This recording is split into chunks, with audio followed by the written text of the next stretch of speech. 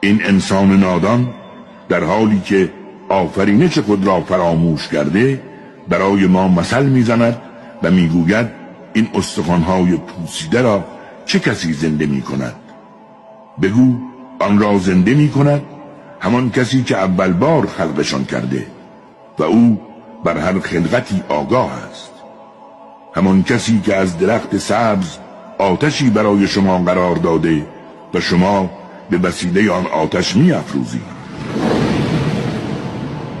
آیا کسی که آسمان‌ها و زمین را خلق کرده توانایی آن را ندارد تا مثل چیزهایی را که آفریده دوباره خلق کند؟ آری، قطعاً می‌تواند، زیرا او آفریننده‌ای داناست.